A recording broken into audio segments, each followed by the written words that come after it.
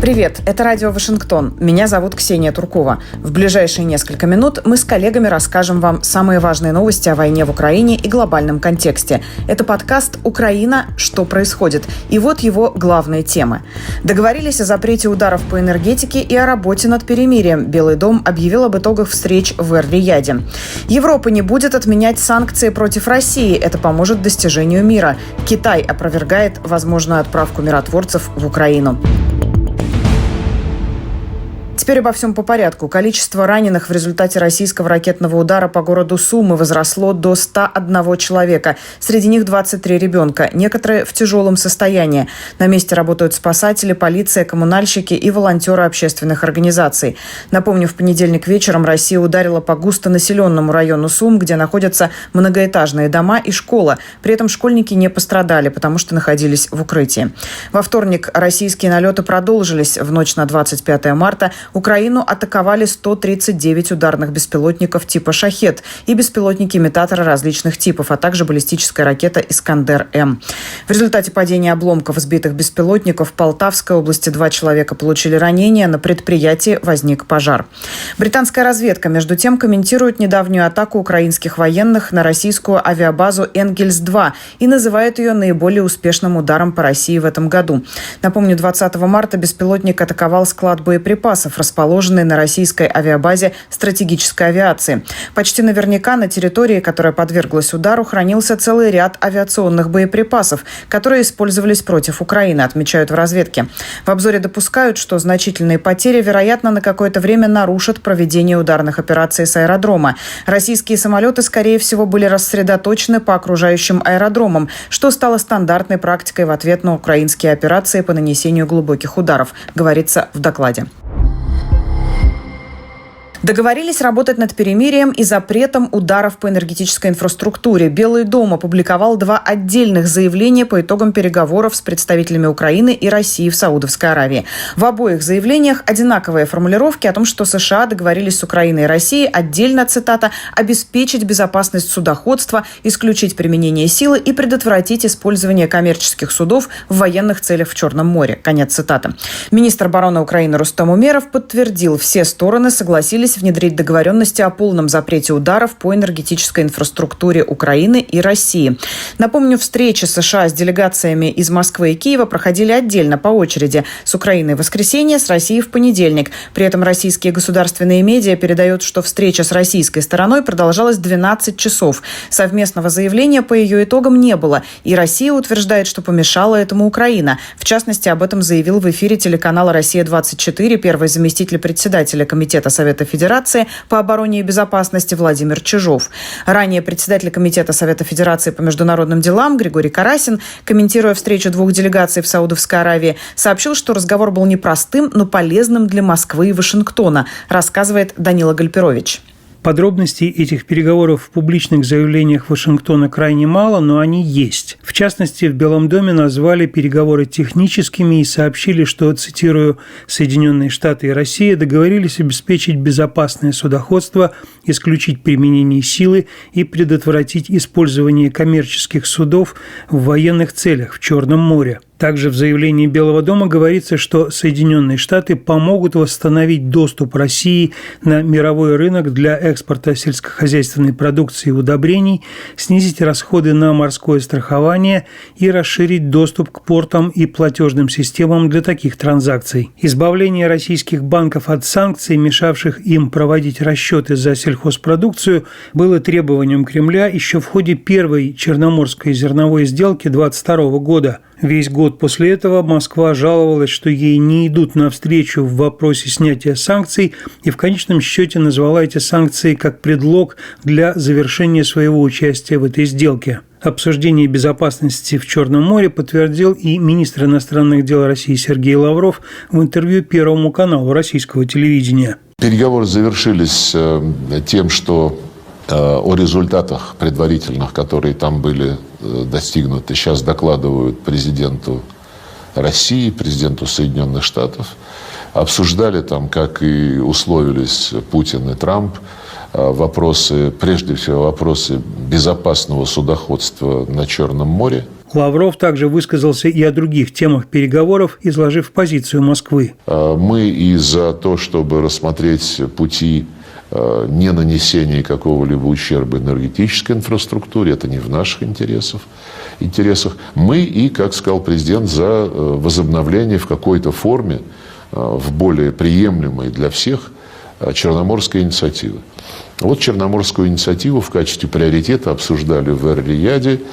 Наша позиция простая, вот я сейчас примерно ее изложил. На слово мы верить не можем этому человеку.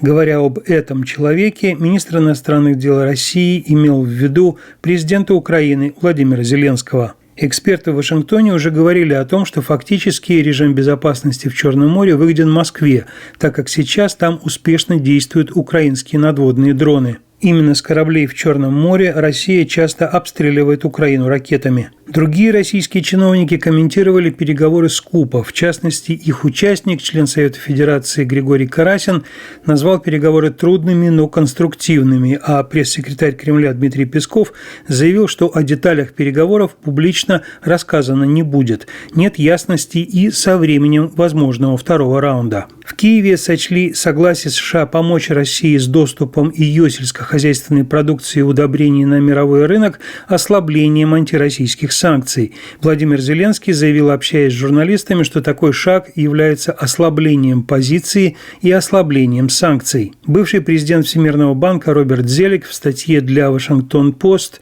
в этот вторник пишет, что команда Трампа, ослабляя переговорную позицию Украины, действует неверно.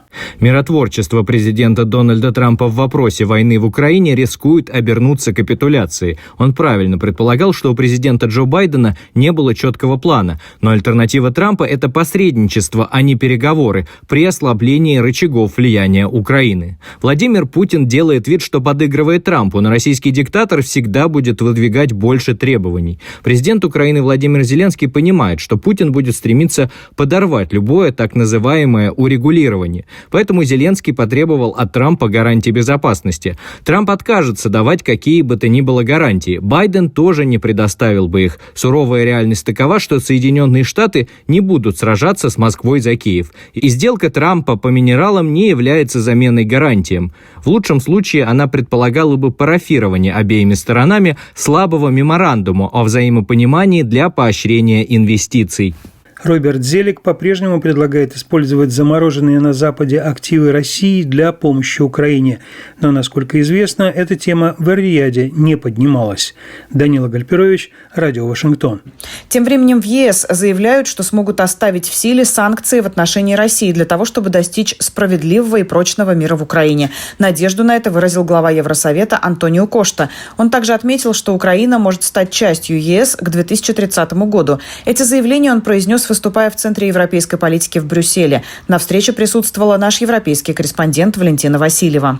Мы сможем доказать, что скептики ошибаются, и Европа сможет выйти из кризиса более сильной. С такой речью выступил глава Евросовета Антонио Кошта на встрече с журналистами и аналитиками в Брюсселе. Он подчеркнул, что ЕС, несмотря на все различия европейских стран, уже не раз доказывал, что может объединяться перед общими вызовами. Так было и во время мирового экономического кризиса 2008 года, и во время ковида, и после начала полномасштабной войны России в Украине. По словам Кошты, за последние 3 года ЕС увеличил свои оборонные расходы на 30% и готов сделать больше. С одной стороны, для укрепления своей обороны, с другой – для помощи Украине в защите от российской агрессии. Европа – это мирный проект, но мир без безопасности – это иллюзия. А безопасность Европы начинается с Украины. Поэтому мы должны стоять плечом к плечу с украинцами. Если Россия считает, что украинские границы – это просто линия на карте, с какой стати России уважать другие границы?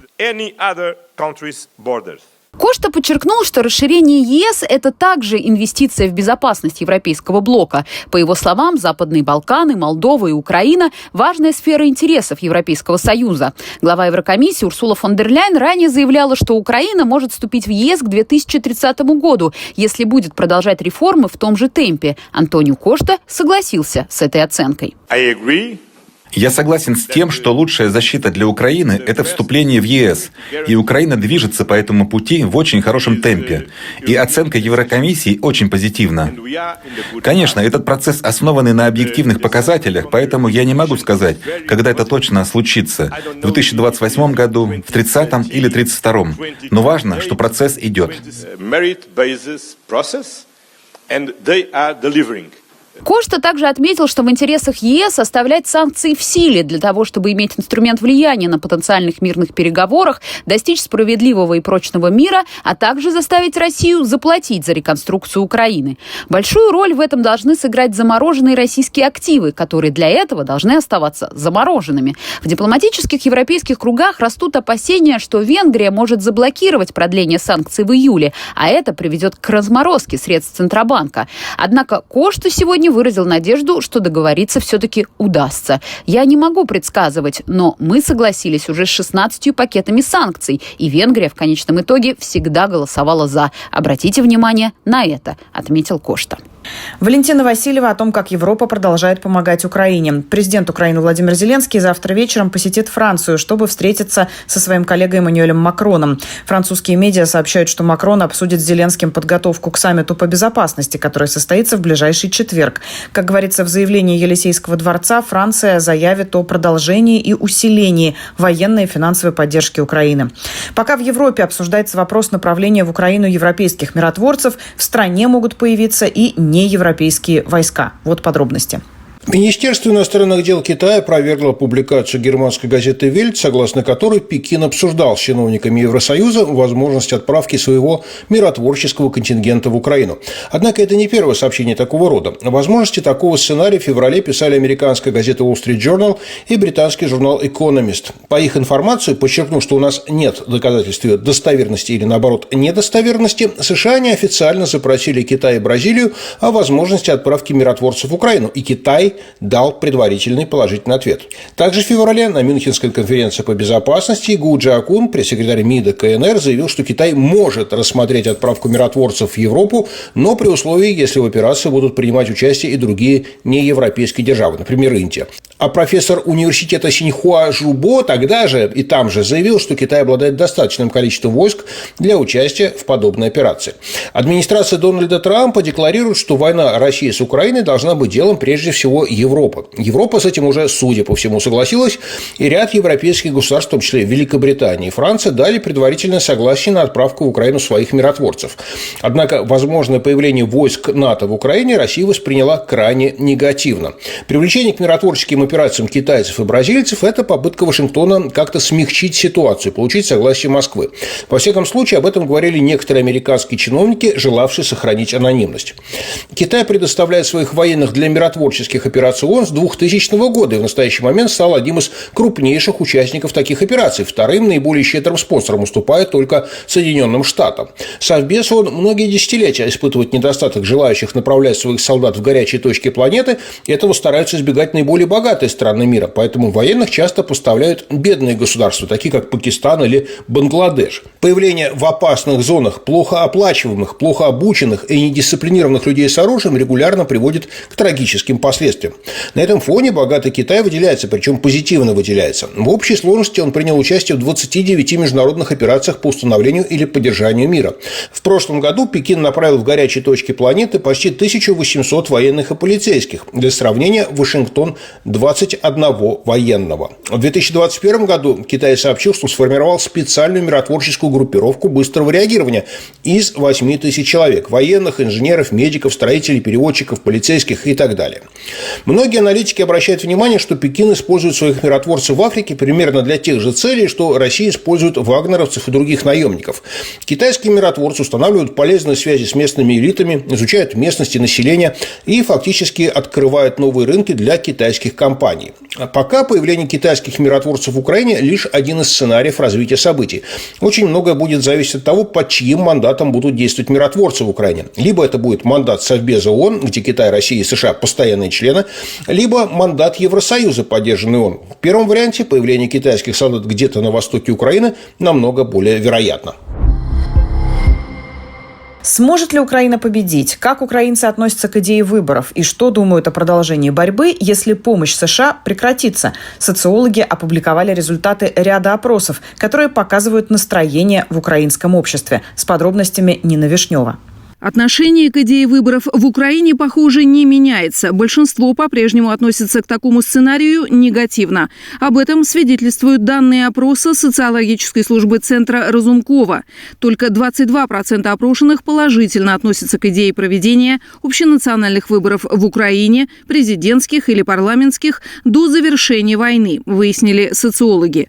Относительное большинство, 49%, полагает, что смена власти во время войны будет препятствовать победе в войне с Россией, и только 13% считают, что способствовать победе. Кстати, в саму победу, согласно данным того же Центра Разумкова, верят 74% украинцев. В то же время 30% из них будут считать победой только возвращение к границам 1991 года.